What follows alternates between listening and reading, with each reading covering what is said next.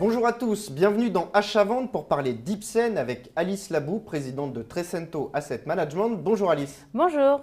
Alors nous allons donc faire le point sur Ipsen et commençons par présenter ce laboratoire.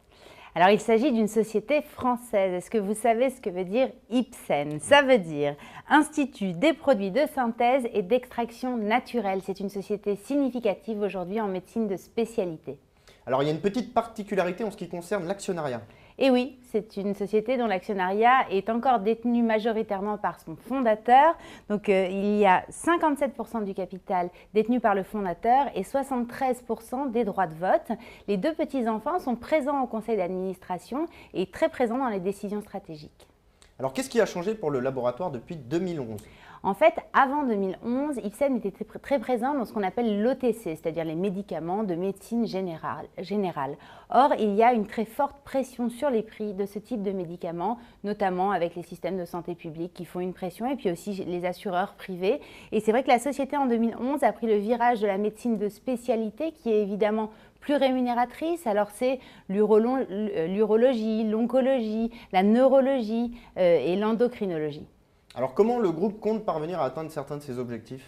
La première des choses, c'est qu'il y a eu une restructuration managériale, opérationnelle au sein de la société. En 2010 a été nommé un nouveau patron qui vient des États-Unis, d'Amgen et d'Eli Lilly, donc de grands groupes américains. Et puis très vite, un nouveau directeur général adjoint et puis très vite, un nouveau directeur financier. Le plan est très clair. Entre 2010 et 2020, l'objectif est de doubler le chiffre d'affaires, de tripler le résultat d'exploitation. Alors le laboratoire est donc arrivé à un nouveau stade de développement. Exactement. Alors, il a clairement augmenté sa rentabilité en allant de manière plus massive sur la médecine de spécialité, en restructurant la société à travers deux divisions, une division médecine de spécialité et une division médecine générale.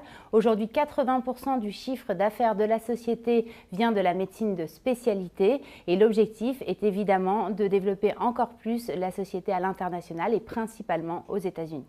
Alors, enfin, quelle est votre recommandation sur le titre Ipsen ? Alors nous sommes à l'achat, mais sur repli, autour de 61 €. Alice, merci. Merci à vous.